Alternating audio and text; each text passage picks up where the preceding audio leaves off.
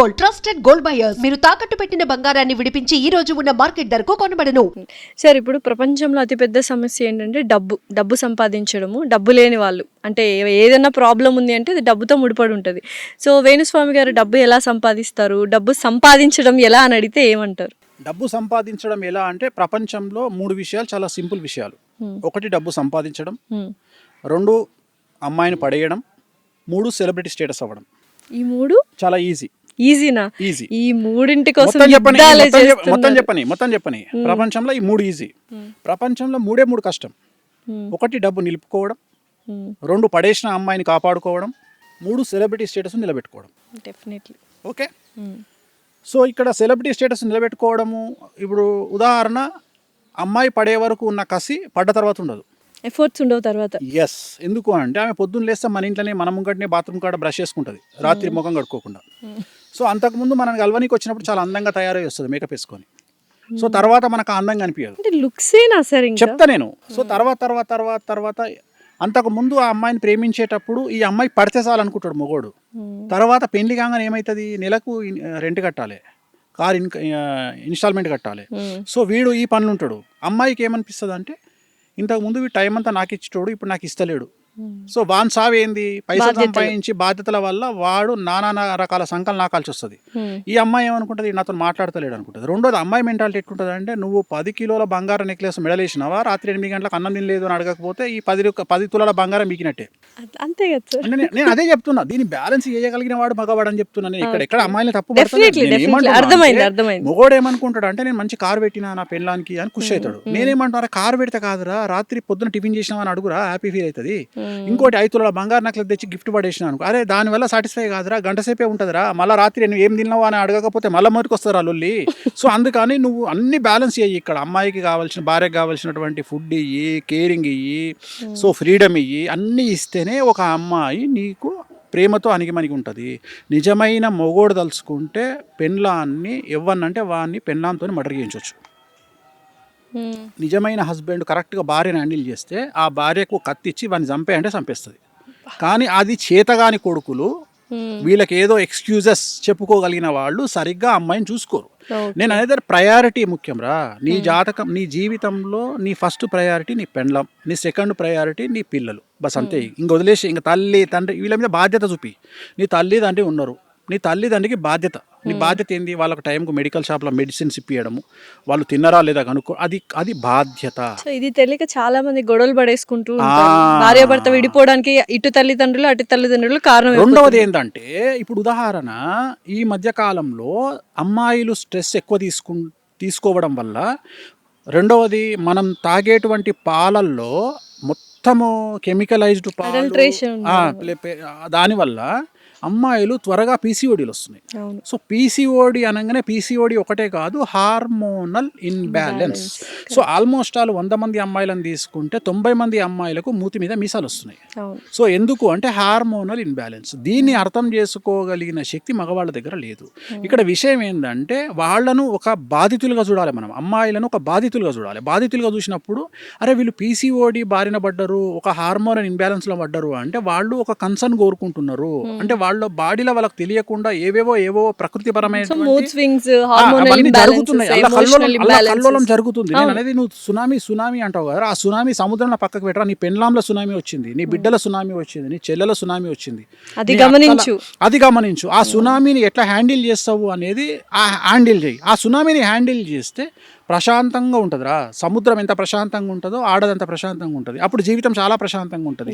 ఇది ఎవడు ఎంతసేపు వాడు ఆ అమ్మాయి డేట్లో ఉన్నప్పుడు కూడా నాకు టీ అంటాడు పెళ్ళాన్ని. అరే అమ్మాయి డేట్లో ఉన్నప్పుడు 4 రోజులు పాతకాలంలో మనం సెలవిచ్చినాం, ఇప్పుడు ఇస్తలేం రా. ఆమె పొద్దున్న లేస్తే ఆమె తయారయ్యి, ఉదాహరణ ఒక జీన్స్ ప్యాంట్ వేసుకునే అమ్మాయి తను డేట్లో ఉన్నప్పుడు ఆ డ్రెస్ వేసుకొని బయటికి పోయి జాబ్ చేయాలి అంటే ఎంత డిస్కంఫర్ట్గా ఫీల్ అవుతుంది. ఒక ఎయిర్ హోస్టెస్, ఒక మంచి పొజిషన్లో ఉండే ఒక అమ్మాయి, ఒక హీరోయిన్, డ్యాన్స్ చేయాల్సిన హీరోయిన్ డేట్లో ఉండి డ్యాన్స్ చేస్తుంది. లేదు ఒక యాంకరు 18 గంటలు నిలబడి 5 ఎపిసోడ్లు చేయాల్సిన యాంకరు డేట్లో ఉండి అడ్డగోలుగా నీళ్లు గారిన అన్నట్టు బ్లీడింగ్ అవుతుంటే ఆ అమ్మాయి ఆడ నిలబడి చేయాలి అంటే, అరే నీకు దెబ్బ తగిలి నీకు ఒక చిన్న బొటనైలకు దెబ్బ తగిలి గిలగిల కొట్టుకొని 3 పల్టీలు కొడతావు, గాడిది కొడక ఆ అమ్మాయి బ్లీడింగ్తోని ఆడ కష్టపడుతుంది, నువ్వు ఆమెను కంపేర్ చేసి ఆమె గురించి తెలుసుకోలేనటువంటి మూర్ఖమ్ముండా కొడుకువి, నువ్వు నీ తప్పు పెట్టుకొని నువ్వు అమ్మాయిలను తిడితే లాభమేముంది, నీ దగ్గర తప్పు. మూడ్ స్వింగ్స్ వచ్చినా కూడా దాన్ని కూడా అవహేళన చేస్తున్నారు నేను అదే చెప్తున్నా, అది అర్థం చేసుకోవాలి. ఇప్పుడు తిట్టంగానే ఎందుకు తిట్టింది, సింపుల్ లాజిక్. ఓకే, పీరియడ్స్ లో ఉందా లేదా, ఓకే డన్. ఇప్పుడు అంత దూరం ఎందుకు పోతున్నావు, నేను నా బిడ్డ దగ్గర నుండి పోతుంటే అది ఏదైనా మాట్లాడంగానే డైరెక్ట్ రివాల్వర్ పెడుతుంది. అంటే టపాక్ మన ఒక మాట అంటుంది, అనగా నాకు అర్థమైపోయింది, ఏంది తల్లి అంట అనగానే అర్థమైపోతుంది ఇక నాకు. నేను అనుకుంటా డేట్ ఎప్పుడు అంటాను, చూసి ఎల్లుండి అంటది. ఎల్లుండి అంటే 2 రోజుల ముందే మొదలు పెట్టింది అని ఇక మళ్ళీ దాన్ని దిక్కుకోకుండా ప్రశాంతంగా ఉన్నది ఏమన్నా అర్థం చేసుకుంటాం. అంటే ఇది ఎవరు అర్థం చేసుకోవాలి, మగవాళ్ళు అర్థం చేసుకోవాలి. డెఫినెట్లీ ఇది అర్థం చేసుకోకుండా దానికి ఇగో అని పేరు పెట్టి, జెలస్ అని పేరు పెట్టి, ఇట్లా చేతిలో రిమోట్ ఉంటుంది, డేట్లో ఉంది రిమోట్, చేతిలో టీవీ రిమోట్ ఉన్నప్పుడు ఆమెకు నచ్చిన టీవీ చూస్తుంది, చూడదు, ఇంకేమో చేస్తుంది.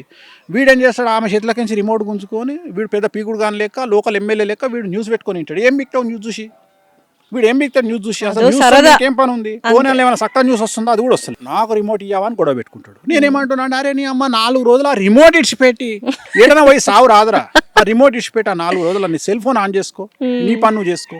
సో నేను చెప్పేది చేసుకోండి ఆ డేస్ లో కౌన్సిలింగ్ నేను నా జనాలకు, నాకు వ్యక్తిగతంగా కూర్చున్న వాళ్ళకు నేను ఇచ్చే కౌన్సిలింగ్. ఇప్పుడు కూడా చాలా మంది తెలుసుకుంటారు ఇది చూసి అంత. సో ఇది నేను అందుకని నేను ఏమంటా అంటే, ప్రయారిటీ నీకు పెన్లాం కోపం వద్దు, పెన్లాం డేట్లో ఉంటే తిట్లొద్దు, కానీ మంత్లీ పెన్లాం జీతం లెక్కించి మాత్రం నాకు 70,000 నేను ఇన్స్టాల్మెంట్ కట్టాలని. రోజు సేవలు వంట వండాలి. మళ్ళీ నీకు ఇప్పుడు వీడేమో పీకుడుగా రోజు డ్యూటీకి వేస్తాడు, ఆమెనేమో పొద్దున్న లేచి పోరలను స్కూల్కి పంపించాలి, జాబులు చేయాలి. ఈ ప్రపంచంలో అతి కష్టమైన విషయం ఏంటంటే 100 మంది పెన్లాలను మెయింటైన్ చేయొచ్చు, కానీ ఒక బిడ్డను కొడుకును మెయింటైన్ చేసడం అంత నరకం ఇంకోటి లేదు. ఎందుకంటే మనం వాళ్ళను పెంచే విధానం అంత సెన్సిటివ్ అయిపోయింది. అంటే మన చేతుల్లో లేకుండా అయిపోయింది. చిన్నప్పుడు నన్ను మా నాన్న కొడితే, మా దగ్గర తెలంగాణలో చింత బరిగెలు అంటాం, కొడితే 10-15 ఇరిగిపోయినాయి, నా రికార్డ్ అది. రెండోది కోదండం అంటారు. కోదండం అంటే ఏంటి తెలుసా, కాళ్ళు పైకి కట్టి తలకాయ కిందికి వదిలేస్తారు. అలా చేసేవాళ్ళ 5 సార్లు వేసిర్రు. సార్ పేరు కూడా చెప్తున్నా, రవీందర్ రెడ్డి సార్. నా సార్ పేరు రవీందర్ రెడ్డి, మీ టీచర్, నా టీచర్. ఆయన నన్ను 3-4 సార్లు కోదండం వేసిండు. సో నేను అంత అనుభవించిన. ఇప్పుడు మన పిల్లవాడు మనము ఈ జనరేషన్ పిల్లలు నో అంటే యాక్సెప్ట్ చేస్తలేరు. వాళ్ళు నో అనే పదాన్ని వినడానికి ఇష్టపడతారు. పేషెన్స్ కూడా లేదు. పేషెన్స్ కాదు, నో అంటే ఆటోమేటిక్గా నో దగ్గర నన్ను వస్తాయి తల్లి. ఎప్పుడైతే నీకు నో అనే పదం ఇంట్రెస్ట్ లేదో అక్కడ నుండి అన్ని స్టార్ట్ అవుతాయి. వాడు నేను సైకిల్ కొంటా, నువ్వు నో అనలేవు. వాడు ఏది చెప్పినా నువ్వు నోరు అడగడు, సైకిల్ కావాలి నాకు, అదే చెప్తున్నా. సో ఈ పిల్లల్ని పెంచడము అంత కష్టము. నేను అందుకనే చాలా వరకు సజెషన్ చేస్తాను, ఒక్కడే పిల్లగాడు ఒక్కడే. పిల్ల పుట్టిందా మీ అంత అదృష్టవంతులు లేరు. ఎందుకంటే కొడుకులు పుడితే వాడు ఏం చదువుతాడో, ఏం చేస్తాడో, వాడు ఏం అలవాట్లకు అవుతాడో, వాడు ఏ పోక్సోలు ఇరుకుతాడో, వాడు ఇప్పుడు నువ్వు చెప్పినట్టు ఏ డ్రెస్సులు బాగలేకపోతే ఏ అమ్మాయిని గెలుపుతాడో, ఎటు పోతాడో, పెంట అయ్యి మళ్ళీ వాడు ఏ జైల్లో పడతాడో, ఈ మళ్ళీ ఉన్న కుటుంబానికి చెడ్డ పేరు తెస్తాడు. ఇవన్నీ అదే అమ్మాయి అనుకో, పద్ధతిగా అందంగా పెంచినాం అనుకో, ఎవడో వాడు రాజు వచ్చి పెళ్లి చేసుకొని పోతాడు. ఓకే, రాణి కావాలంటే రాజు దొరికితే చాలు, కానీ రాజు కావాలంటే నానా సంకలనం నాకాలి. ఫ్యూచర్ లో పెళ్లిళ్ళు ఉంటాయంటారా? ఉండవా? ఉండవు. మరి ఏంటి సార్, ఇంకా అన్ని లివ్ ఇన్ రిలేషన్షిప్లే అంటారు. అప్పుడు జాతకాలు, జ్యోతిష్యులు వీళ్ళందరూ పని ఉండదు, చాలా కష్టపడాల్సి వస్తుంది జ్యోతిష్కులు. అయితే ఫ్యూచర్ లో చాలా కష్టపడాలా మీరు? సార్ జ్యోతిష్యం ఒకటే కాదుగా, వేణుస్వామి గారికి ఉన్నవి చాలా వ్యాపారాలు ఉన్నాయి. అంటే మనం ఇంతమందికి చెప్పాను నేను అనేది ఏంటంటే, ఇప్పుడు ఏదో ఒక అప్లికేషన్, ఇప్పుడు జ్యోతిష్యం రేపు పొద్దున ఇప్పుడు నువ్వు అన్నావు ఏఐ వచ్చింది ఆగిపోయింది, నేను అట్లా ఇంతమందికి చెప్పే నేను తప్పెందుకు చేస్తా? నేను ఇప్పుడు ఒక ఎలక కానీ పాము కానీ 10 పొక్కలు చేసుకుంటుందంట. ఒక పొక్కలు కట్టే పెట్టంగా ఇంకో పొక్కలు బయటకు వెళ్ళిపోతుంది. అట్లనే నేను కూడా ఒక ఇన్కమ్ ఆగిపోతే ఇంకో ఇన్కమ్ రెడీగా చేసుకుంటా. అట్లా నేను ఎప్పుడు 5-6 ఇన్కమ్ల మీద బతుకుతా. ఎందుకంటే ఏ ఇన్కమ్ అన్నా ఏ క్షణమైనా అయిపోవచ్చు. నేను అట్లాంటి మెంటాలిటీ. అంటే ఉదాహరణ, నేను ఎంత ప్రిపేర్ అయి ఉంటా అంటే, మొత్తం భారతదేశంలో ఈ రాబోయే 2-3 సంవత్సరాలలో ఇంటర్నెట్ ఆగిపోతుంది అని చెప్పిన ఏకైక వ్యక్తి వేణుస్వామి. ఇప్పుడు కూడా చెప్తున్నా, ఇంటర్నెట్ ఆగిపోయిందంటే మన పరిస్థితి ఏంది?